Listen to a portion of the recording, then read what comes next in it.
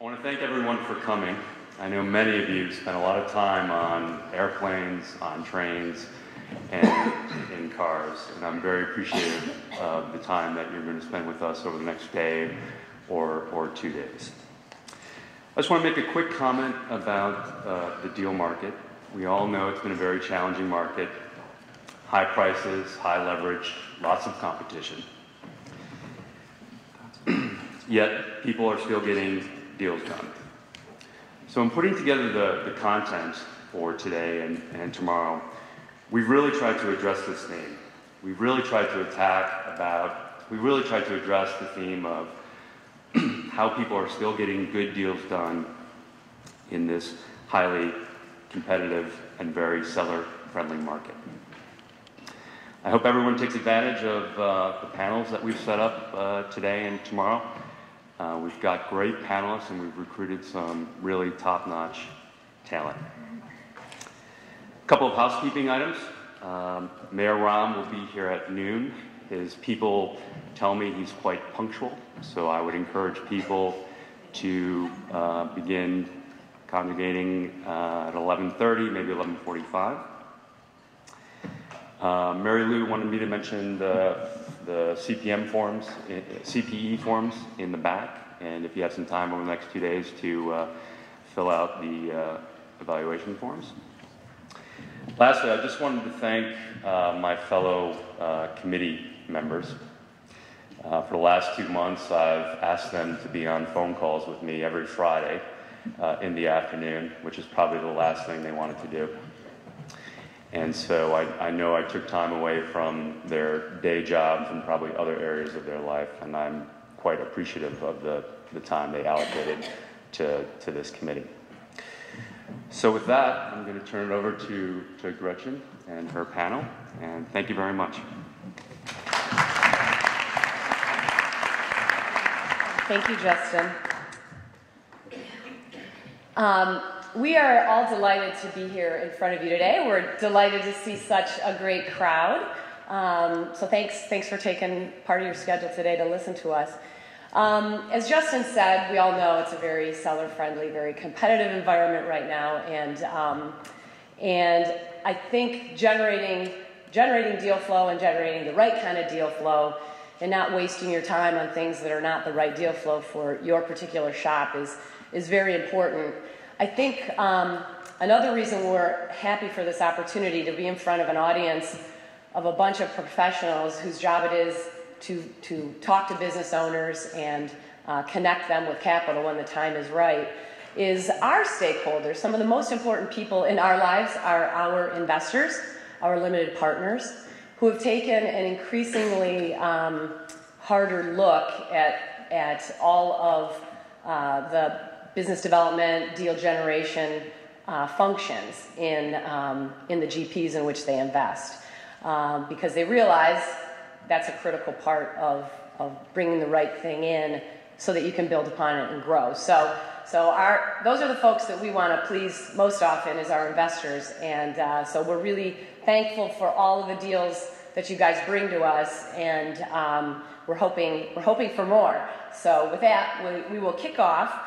I have a great panel here, as you can see. What we thought we would do, our topic is generating the right deal flow, and one of the things in terms of generating the right deal flow is when you have an opportunity in front of an audience like yourselves, you take that opportunity to tell you all what we're looking for and where our real sweet spots are. So we're going to go through a slide of each of ours showing the deals that we've done in 2014 and 2015, I think, although Richard pointed out that I may have jobbed him here and not included everything, so feel free to embellish on your slide, Richard, to tell you what we're looking for and where we're looking to add on, and then if there's any other areas of initiative that we have where we don't have a deal done yet, but we're actively looking, we'll describe that as well. So that's how we're going to kick it off. And why don't you each do a little, an introduction of maybe the overview of your firm, where you're located, that sort of thing as well. So we're going to step off with Richard Prestegaard from High Road Capital. Great, thanks, Gretchen. Rich Prestegaard. I'm with High Road Capital Partners. I'm a partner and my function is to focus on our business development or deal sourcing. Some people just refer to me as the deal sourcing guy at HURON. I've been with HURON since our inception, or near our inception. I was the first person that the founders brought on board in 2007. Our mission from then till today has been the same through 2 funds. We're currently working on our 2nd fund. It's been to find pretty much well-run businesses that are of a certain size range and perform well. And that's defined by us as $3 to $10 million in EBITDA, generally. We do look at things larger, up to 15 million, and sometimes things even smaller, down to 2 million for platforms. But generally, we're living in the $3 to $10 million EBITDA range. And then well-run for us is defined, well-run or special is defined as 10% or better EBITDA margins. We are still an opportunistic fund. There's been a trend lately to be more and more specialist in terms of industries, but we feel like in our size range, a lot of the opportunity in improving businesses that we look to invest in are more or less blocking and tackling type things, improving the CFO function, improving systems, things that are important to do in nearly any niche industry. So we do look for control investments, and we look across the US and Canada. So on the slide here are 2 of our platforms that we've done in 2014 and 2015. I think you'll see in other people's slides add-ons also on there. I thought that was clear. That's the part that I didn't catch. So we've been more active than just the 2 deals, and I felt embarrassed when I saw everyone else's slides with all the deals that you'll see in a few minutes. But we've done, since 2014, we've done 2 platforms and 4 add-ons. So 6 transactions total, still probably fewer than some of the others on the panel. But, we're pretty active. Since 2008, when we closed our first fund, we've closed 33 acquisitions, and we've done 4 exits. The 2 on the screen that are highlighted, Gretchen, do you want us to talk about specific deals right now, or are we going to come back? Yeah, talk generally about what those are, and if you're seeking add-ons, what those would look like. Yeah, so, our modus operandi in any acquisition that we do in platform is generally going to have an add-on strategy. So a blanket statement is when people ask me, which of your platforms are looking for add-ons, the answer is pretty much always all of them. That's one of the things that we bring to the table. A lot of these businesses have gotten to the point where they've grown nicely, they're doing good things in their space, but they kind of lack the wherewithal to execute an acquisition. They don't know how to go about finding one, they don't know how to negotiate it and put it together and then integrate it once they own it. So add-ons are always going to be an important part of the story. The quick story behind these 2 deals, they're both Fund 2 deals. We source, our opportunities from lots of different places, and I think I'll be talking more about that a little later too. But General Tools, just to give a flavor, I think is the point of this slide, the type of stuff we look at. General Tools is a consumer-focused tools and instrument deal. It was, somewhere around, both these businesses actually are quite old, 90 to 100-year-old businesses that were privately held. General is, focused on hand tools and instruments sold through the large, Home Depots and Lowe's of the world, as well as specialty channels. And York is wall coverings business that, we say wall coverings, it is mostly wallpaper, but there's other things that go on walls that fall into this category. York also very old, lots of old equipment, a lot of challenges in working through diligence here on inventory and understanding what the equipment base is and how to grow this business. But also, a nice story that actually is the largest platform that we've executed to date. So I don't know how much more detail you want to go into on these. I think that's good. They're going to look for hand tool companies and wall covering companies for you. Next, we're going to go with Kyle at KLH. Yeah, good morning, guys. I'm a vice president at the firm. It's called KLH Capital, headquartered out of Tampa, Florida. We've got another smaller office up in Charlotte, North Carolina, or just north of Charlotte. Some of you guys may know my founders, as they were the founders of Florida Capital Partners back in the day, back in the mid-'80s. So in sum, we're on our 7th fund. We've done about 140 deals since the mid-'80s. Since 2005, we've been managing only capital from high net worth individuals, half of which carry KLH business cards. So I think that's one differentiation that we bring, is that when we walk in and sit down in front of a business owner, half of that capital is coming from our own wallets. And I think further than that, it gives us the flexibility to do big deals, small deals, deals with customer concentration, vendor concentration. I mean, we can look at a lot of different quality deals on that scale. As you'll see here, loose $2 million of EBITDA. I think we would draw a line at about $1.7 million, but we can be opportunistic, so call it $2 million to $10 million. Industry-wise, we like to focus on distribution, business-to-business services, oftentimes a lot of industrial stuff as well as manufacturing. And then I think when you wrap up our firm and kind of who we are and what's our DNA, I think it comes down to we're a recap shop. That's really what we've done over the last 30-something years, is recaps, management-led buyouts, family succession deals. We're really, really good at kind of bringing that bedside manners to these family-owned businesses, which, none of them are perfect, so we understand that. Getting into the deals that we've done over the last couple of years, these are 5 platforms. CCM to your left is a New Jersey-based cell phone tower maintenance company. In the center, Blue Sky is a Denver-based restoration contractor. And they're focusing on doing remediation and restoration to high-rise condominiums as well as commercial buildings.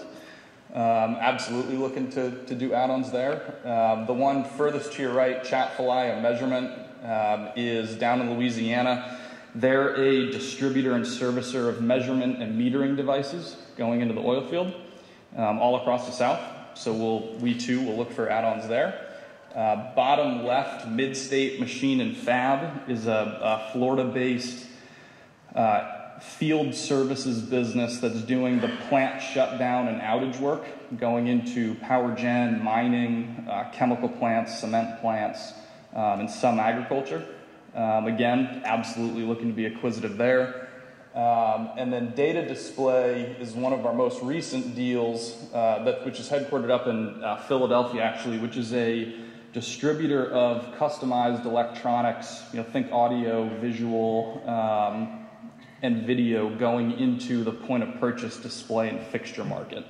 So we're not actually making the POP displays. This is more almost like, think about walking into a Best Buy, and as you're going to try on all the different headphones but listen to the same song, this is the electronics that mate all of that together behind the scenes.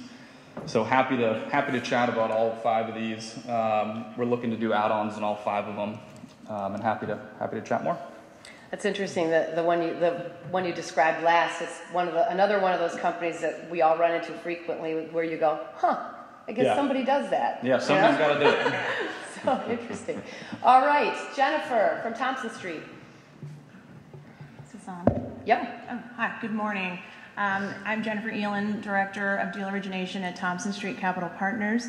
We are based out of St. Louis, Missouri, currently investing out of our 3rd fund. The size is $380 million. We consider ourselves industry agnostic, but that being said, there are 3 primary verticals that we feel have really surfaced throughout our investment history: business services, healthcare services, and highly engineered products. We've also done a number of B2B distribution companies, from traditional distribution to e-commerce space, primarily those that are focused on SMBs. I would say we're primarily investing in founder-led businesses.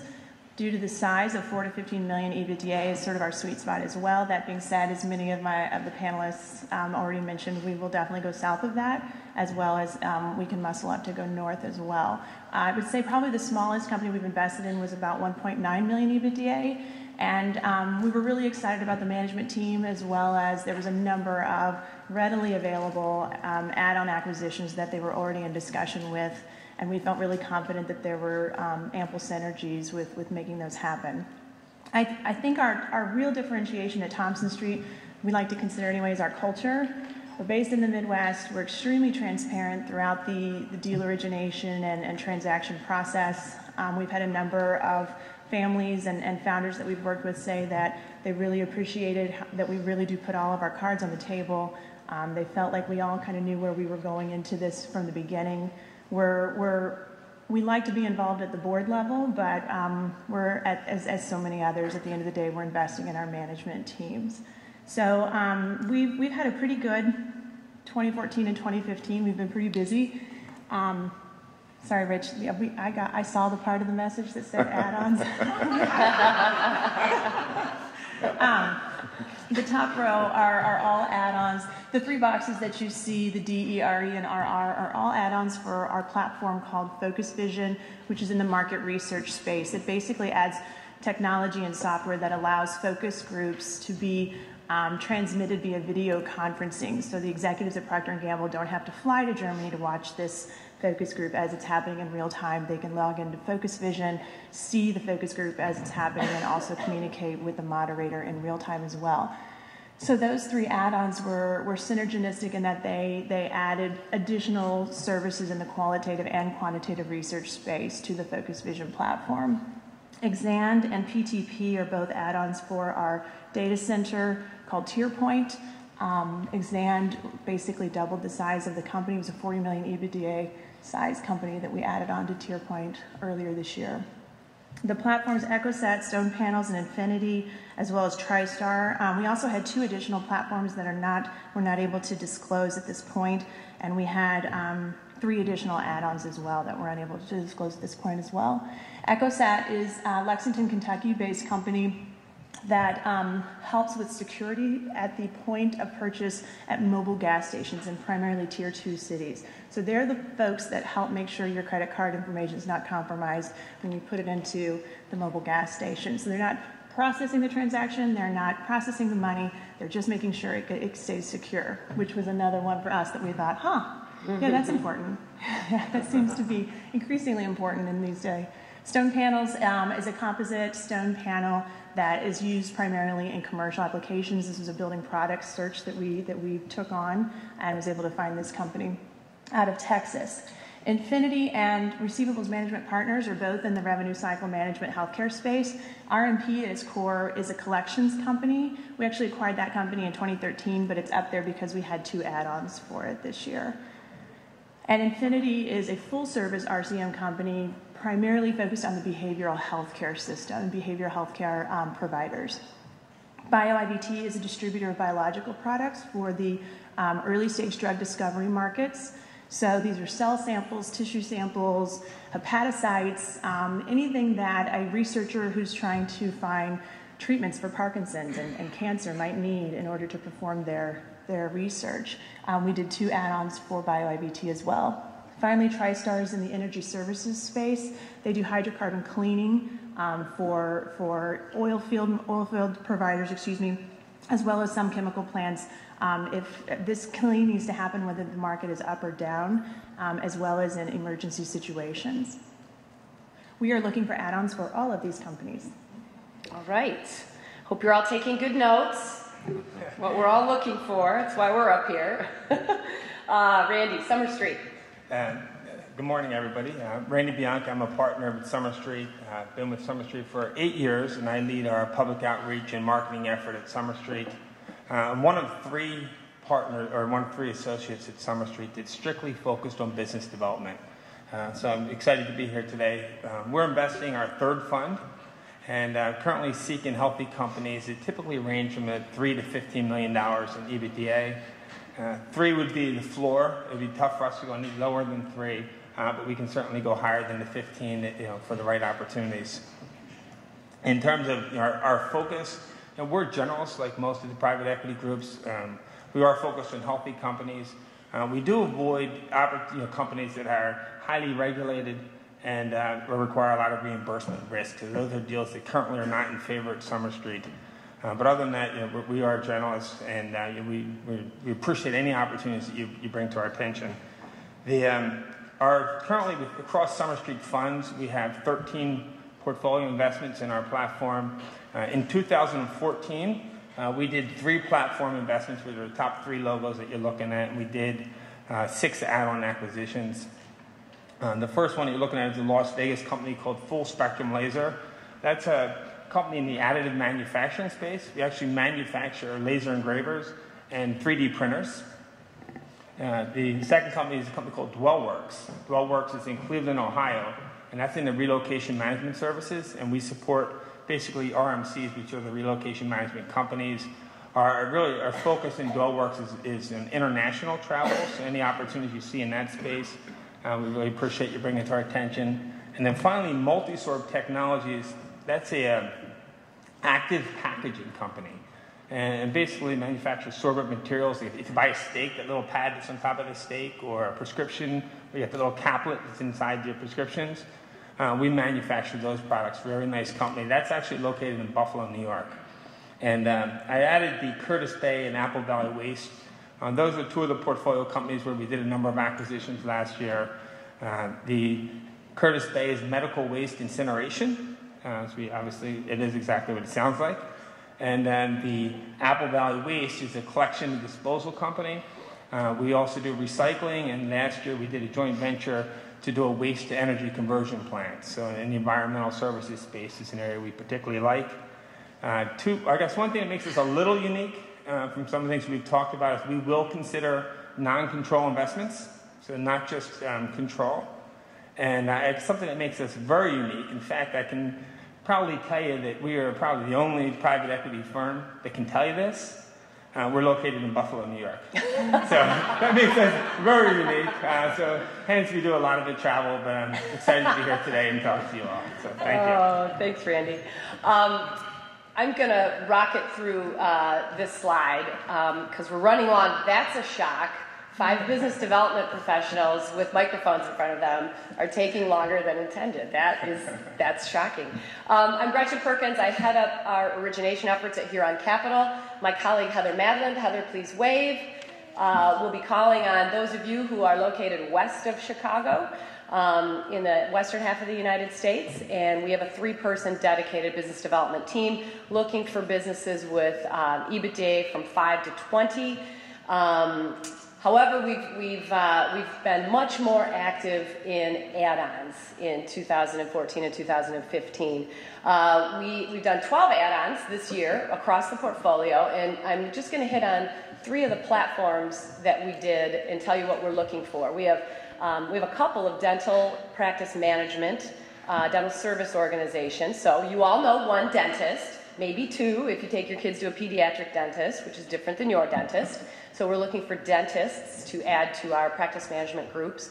We closed a business last year called Accelerate, which is auto auctions. We've done 1 significant add-on for that this year, looking for that. And then our 3rd platform we did in 2014 was called Alberio Energy. Last year, our CEO of that business spoke here at this conference on a panel, so some of you may have heard him. And we're looking for energy efficiency, engineering, and building automation businesses. So United States and Canada, that's what we're looking for. All right. We're going to have a bit of Q&A here. And heads up, we're probably not going to get to all the questions we talked about because I really want to focus on, we've put together a list of do's and don'ts for all of you intermediaries in the audience, and we're really excited to tell you what we love when you send us things and things we really wish you would do differently. And we've limited ourselves to 3 pages of said do's and don'ts. So just the really important things. But first of all, for Richard and for Kyle, could you describe a deal that you generated at some point, for your firms that is a good example of how you guys differentiate yourselves amongst the rest of us? We all go to market differently. We all have different strengths. Can you give the audience a brief overview of a couple of things, of a deal that either shows something that's very typical about how you do things or something that you guys use as your real differentiator for generating deal flow? Rich, you go ahead. Okay. It's we talked a little bit about this last night. I think the differentiation question is sometimes difficult. We'll all have a little bit different focus. We'll have a little bit different ways of doing things, but at the end of the day, we're after a lot of the same things. I think really what happens is you're differentiated by your performance and how you ultimately deliver what you say you're going to deliver. For High Road, I feel fortunate to have joined a group that High Road is not a place, it's a brand, and we, conduct business in what we call a high road kind of way. We always take the high road. It's a little bit corny. We say when you take the high road in life, you end up in a better place. We think that's really true. And, it goes down to the people that we've hired and how we go about approaching the market. That said, tactically, how I have developed the business development function at High Road has been a very methodical, disciplined approach to identifying the market and, peering out where, I'm one person and covering the United States and Canada and something like 4,000 intermediary firms, up to 4,000 intermediary firms, 6,000 to 7,000 individuals. That's a lot of people. So you've got to kind of break it down in some way and figure out a right way to approach that. At the end of the day, the deals we've sourced have come from intermediaries, lawyers, accountants. Everybody from day one, since we started High Road, has been considered a potential deal source. Some people are more prolific deal sources than others. So to pick one and highlight that, it's kind of hard, because literally those two deals that our platforms were sourced from two different types of intermediaries. Most of our stuff is sourced from intermediaries, but not all of it. One of those intermediaries is a long, I call it a really good relationship-based intermediary. And the other one, I think is interesting, maybe a little bit differentiating. We sourced from Cowen, which normally does much larger deals, and most people in this room would think, why would High Road be targeting a Cowen? My background is investment banking. I came from larger intermediaries, and I know that they do small deals from time to time. So I've kept relationships with those guys. I don't spend a lot of time calling on them, but I know that every once in a while they're doing a small deal that's strategic to them. They kind of want to get it done fast. They have a limited number of sources that they know to go to for capital to get those kinds of deals done. And we've actually done two deals, on that basis. One from Cowen that was up there, and another one from Moelis. Still stings that I missed that Cowen deal. I like to rub that one in every time I can. Sure, you use this venue to bring that up. Thank you.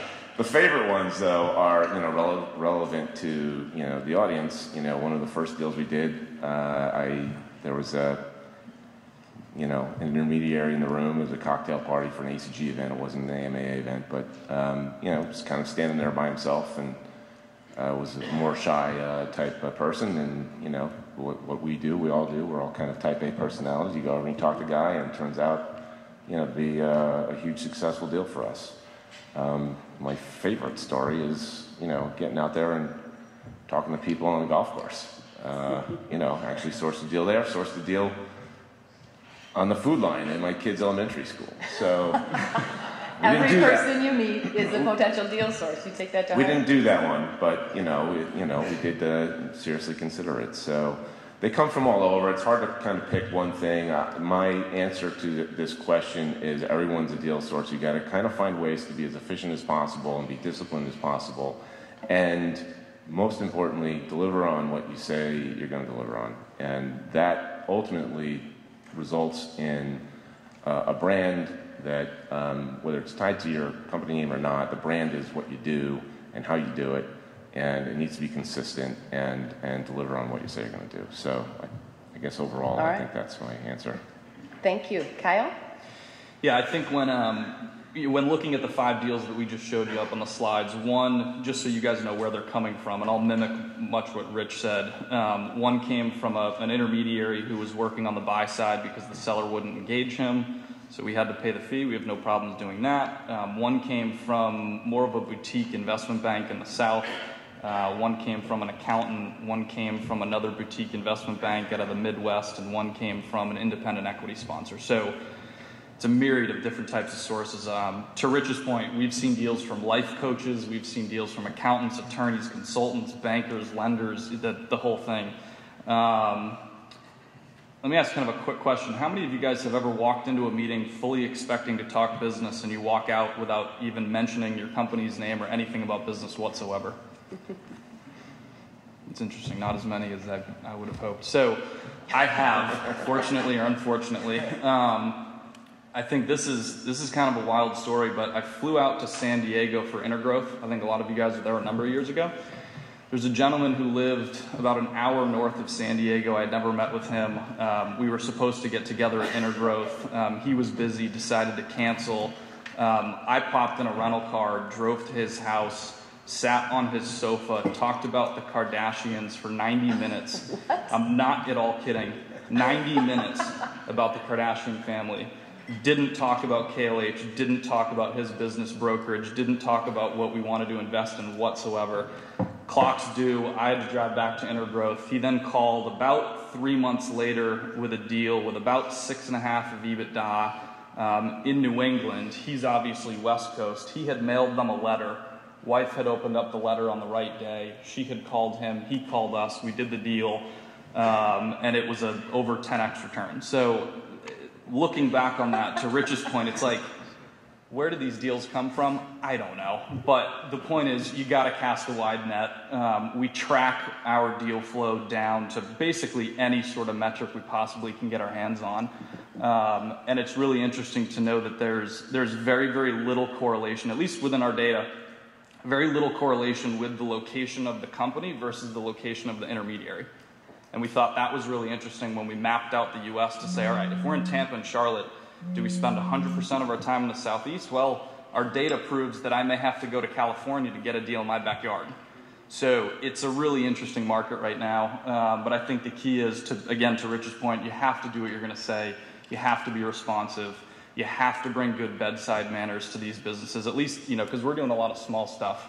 2 million, 3 million of EBITDA, where the culture is literally everything to these people. So I think you have to have the right bedside manners in front of these groups. And I think that's what wins, right? I mean, all you have is your reputation in this industry.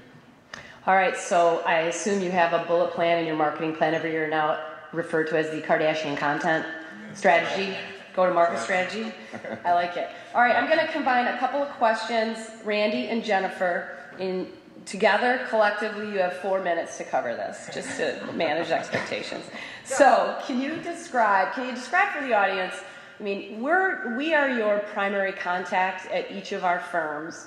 So I'd like you to describe what, you mentioned you're one of 3-person business development team. Describe, very briefly the structure of your team and how, the onboarding of a deal happens at your firm. Mm-hmm. When is the handoff to the execution team, if there is a clean handoff? Just kind of describe that and, how do you strategically manage your outreach to this type of audience? All right, well, I can stay within 4 minutes. I'm from Buffalo now, but I'm originally from New Jersey, so I can speak quickly. But so I'm one of 3 folks. One of the other partners in business development, Gary Hall, many of you might know, is also my mentor. He's in the back. Typically, the way it works within Summer Street, and I think the easiest way to position it is to kind of understand what a deal team typically looks like at the end, post-transaction. So resources that we engage would typically be business development. We'll have a deal execution person. We'll have an operating partner. And then we'll have a junior associate that's on a deal. The way we introduce resources is typically kind of a stage gate. So deals that come into the firm typically will start with your business development contact, who will receive the teaser and the information that you forward. We'll review that. If it looks like a compelling opportunity, at that point we'll execute the confidentiality agreement, and then we'll request additional information. So when that SIM comes in at Summer Street, at that point, we're engaging a deal execution person based on resources and fit for the opportunity. So we'll work, the BD person will work with our deal executive partner in reviewing the SIM. If we like the opportunity, we're going to present it to the investment team. we'll engage a junior resource, typically an analyst or associate, and then they'll get involved and write in a 2-pager and we'll present it. So at that point, we have the deal execution person engaged, we have an analyst engaged, and then once we're moving forward in the process and we're going to go to a company meeting, the business development person will kind of exit that process, kind of will gracefully back out, and we'll introduce an operating partner who will be, typically it's a senior executive who's a CEO, former CEO of another business that kind of gets involved in the company meeting. And then once we move through the LOI and the close, that same team stays in place and will continue to work with the portfolio company. The business development person is re-engaged again at the end of the process to work with the portfolio company for any strategic needs that they may have that relates to add-on acquisitions, et cetera. So one of the things that's important is we all work together. At Summer Street, business development, deal flow is a team effort. You don't need to copy everybody in their firm. Typically, if you want to include a deal executive in the business development, that's fine. And then we'll engage the right persons and we'll bring it forward. Thanks. Jennifer? Sure. Our process is very similar to the one that Randy just described for Somerset. At Thompson Street, so I work with 3 other individuals on the deal origination team alone. In terms of our sourcing efforts, our marketing efforts, we try to do a pretty broad spectrum of direct sales-like outreach to intermediaries and others, as well as some broad marketing activities as well. We're a little unique in that the way that my colleague Jack and I have split up our outreach efforts is I handle primarily more broad-based marketing activities, a lot of conference attendance. I also do some level of, we would sort of call it limited and proprietary deal flow, although we do really like it when intermediaries get involved even on our proprietary deals, because as you guys all know, that really helps get the transaction actually done. But we try to reach out to business owners directly on occasion to give us the chance to have a seat at the table when they do decide to go to market. We are actually getting ready to increase our team and add an associate/analyst to the deal origination team as well to help us in a number of those efforts. We like to work with executive partners and try to have executive partners involved in a number of the industries that we've identified that we want to try to source a deal in. We also like working often with buy-side intermediaries who are actively looking in a particular space. In terms of when the handoff occurs, so my colleague Jack is a special operations former Army Ranger. So as it turns out, as you can imagine, our process is pretty militaristic. It's a little traumatizing occasionally. Right. So we have a color-coded chart that we review every Monday morning in addition to when we have our standard deal origination meeting. And we like to stay as involved as possible up until, similar to Somerset, up until the point that we are at a management visit. Obviously, if it's a limited process deal or proprietary deal and the relationship originated with me, I will stay involved longer in the process, even to the point of close and, of course, then post-close. The origination team also gets involved again, as Randy said. When we close a deal, we work actively with the management teams to source add-ons. Thanks. I think the overall message is we're the front line. We're traveling all the time. And so when the handoff occurs to the execution team, that means we've decided and we've vetted it enough with you all to deem it worthy of having our guys back in the office spend some real time on it. And if we made that decision, then they're going to jump on it, right? And they're going to be your enthusiastic supporters of the deal. It's not that we don't love you anymore, we don't want to talk to you anymore. It's just time for us to go to the next city and, generate the next batch of deals to bring in. So that's just wanted to give you a sense of how that works. Rich and Kyle, if you can do this in 2 minutes or less. Big topic we wanted to cover, because these are somewhat the bane of our existence, but here to stay, is online deal portals. Can you talk about your approach and how you efficiently work with those? Stay away from do's and don'ts, because we have a few do's and don'ts regarding this topic. You want to go first in this one, Kyle? Yeah, so deal portals are an interesting thing. I do think that they're here to stay. We do use them. I think of a 3-man origination team, one of us is dedicated, not full-time, but covers the deal portals 100%. make an interesting comment. I think when we look at where these deals are coming from and what's the quality of the deal flow, again, we use Salesforce for our CRM. We track everything. We've noted that I don't want to say the quality is different from the online deal portals, but I don't know that we've ever chased anything that's coming from the online deal portal. So I don't know if there's any correlation there, but our data would say that, of all the deals that we're getting outside of these things, we haven't yet chased one. So we use them as almost like an insurance policy just to make sure that we're seeing everything that we should be. But I think so far it seems to be slightly different quality. Rich? Yeah, I'd echo pretty much every word. We look at it as a safety net, basically, to make sure there might be a deal out there that we didn't see. The intermediary base that we have in our outreach program may not have hit somebody, and we may not have been thought of. The biggest benefit of it is, I think we've expanded our database. We do see a lot of intermediaries and broker types that we may not have otherwise reached out to, but it's really hard to find the right deal that's the right quality in these things. The profiles that you set up for what you're looking for are really important, but it seems the intermediary community goes around those a lot, and so it gets really cluttered, and it's really difficult to find, and that's part of what the quality issue is that Kyle's referring to. Because you end up getting a lot of stuff that really just is not even close to what your profile says you're looking for. So it's here to stay. You have to look at them. We did chase one that we didn't do. We're chasing one right now that, knock on wood, we may actually close here in the next this week, potentially, or next week. So I am going to say that we did find one. And it can happen. And I just feel like you kind of have to have this approach, like Kyle also referenced earlier. You got to cast a wide net. There's lots of different distribution channels that people are using. We'll get to this in do's and don'ts later in terms of picking one, I think, but from our perspective, we kind of have to look at all of them. May I insert the word painful before safety net or insurance policy? That's my only comment. Yes. All right, do's and don'ts. So I'm going to commit the cardinal presentation sin, and I'm literally going to read these off the slide that is in front of you. And you guys, I guess the slides are available via an app, so you guys all have this as well. But panel, please jump in, talk over me, color commentary wherever you feel very strongly. So let's go through the do's. Do attach a teaser and the NDA together in an initial communication. It's just more efficient when you're on an airplane using your phone to search, to find the documentation, to get a deal going. So if you can combine those, that'd be great. Do send NDAs in Word format so that we can modify them and insert the few things that we all have that are important and the holy grail to our firms.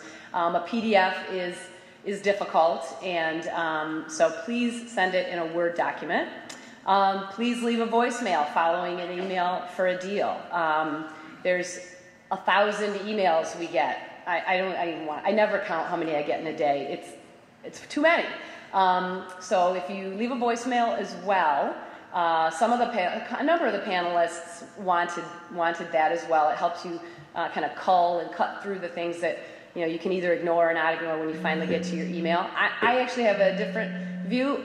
Please send me an email, because I am checking my email more often than I'm checking my office voicemail. So I guess you got to do everything for us. I personally think it needs to be both. Most people are not going to call, but the problem is we're on the road so much. Email often is the default where we go look at stuff and actually figure out what it is you're working on and trying to get our attention on. But the email situation it's like an epidemic. If I just sat down and focused on just my emails, answering and deleting and doing it, I may not still get through everything that came in a day. That's true. Yeah. So you have to find a way to get your deal to stand out today, and that's why another issue with the deal portals. If it's just sitting there, people may not ever get their attention on it. Yeah, and actually, I was speaking at this conference, the AMNAA, at some point. I think it was 5 or 6 years ago. I think we were in Miami.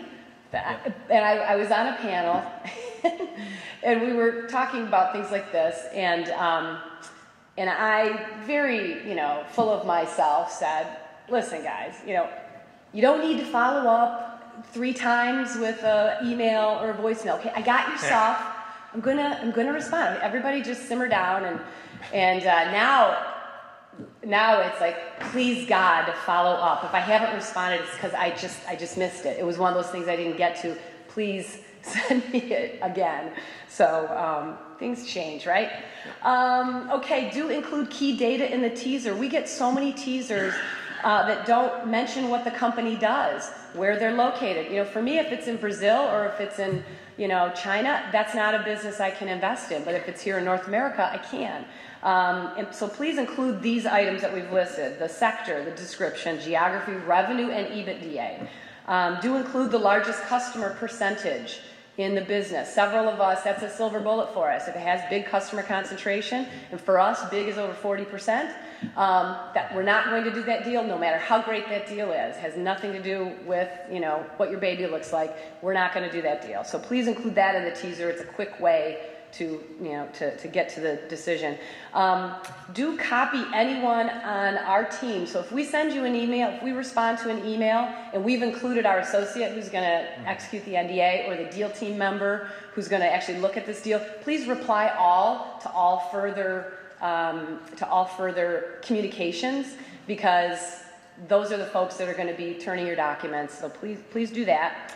Because if you send just me the SIM, it's very possible that you're going to have to ask me about it because you didn't hear back. So that just happens. And do send teasers in the PDF format. That's easy for us to process. Don't send teasers. Please stop sending teasers that can only be accessed with a password to a data room.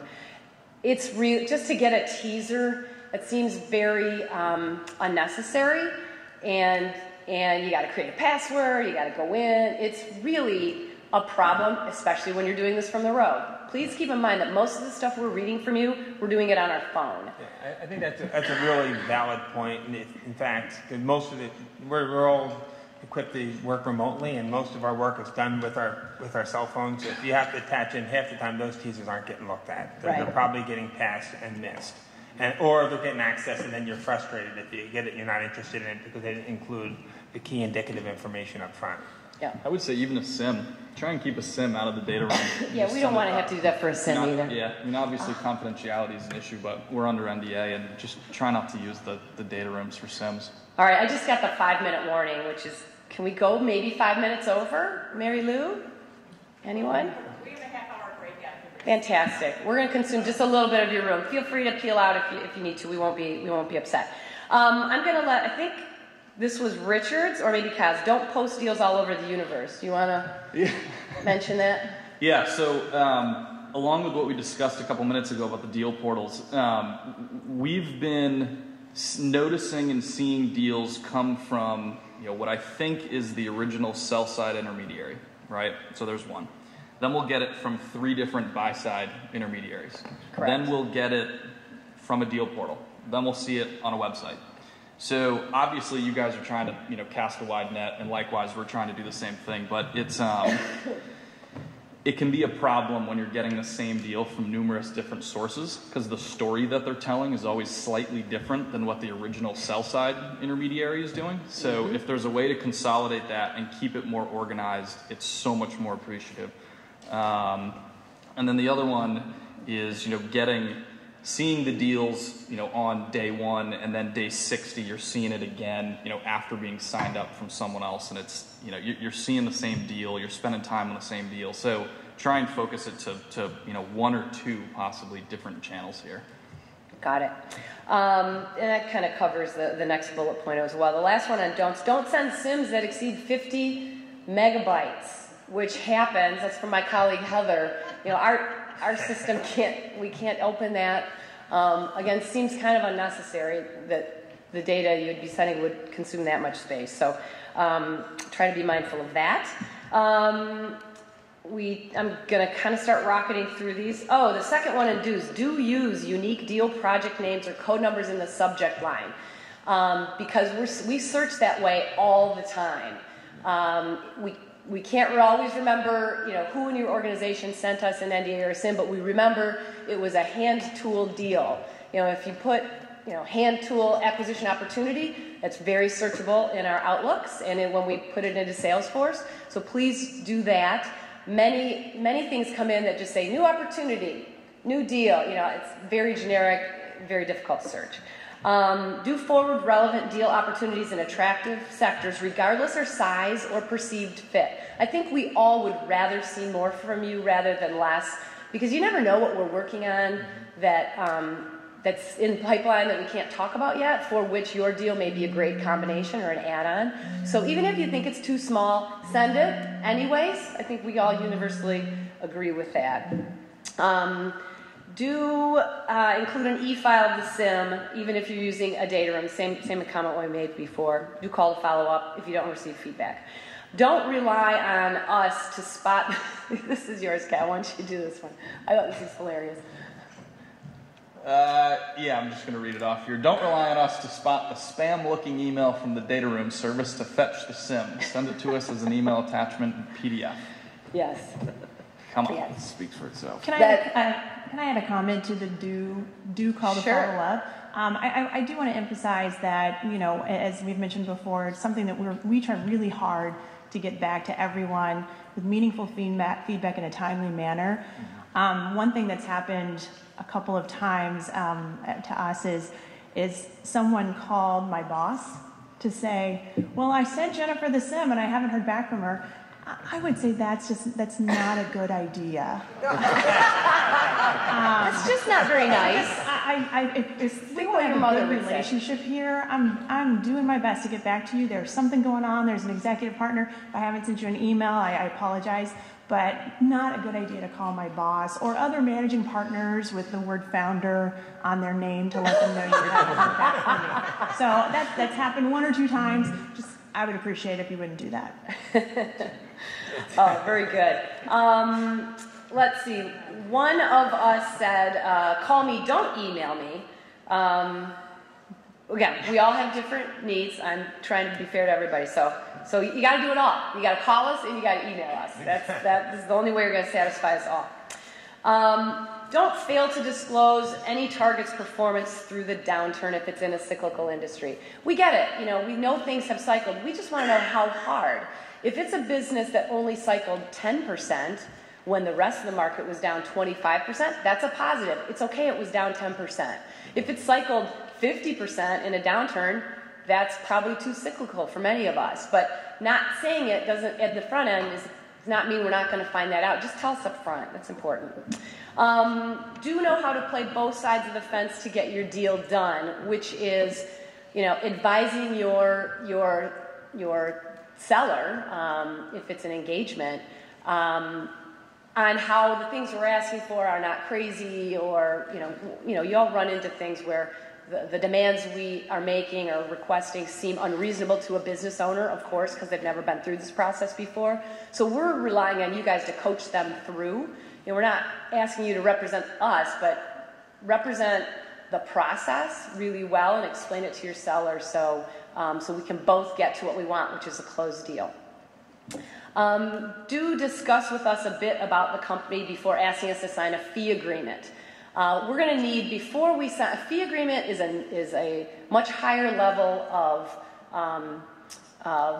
engagement and risk than just an NDA. So if you want us to sign a fee agreement for a business, number one, we've got to search our databases, make sure one of our other partners hasn't signed a fee agreement in the past for this company or one of our portfolio companies at the portfolio company level. We have to do a lot of searching because we certainly don't want to be on the hook to two people for the same deal.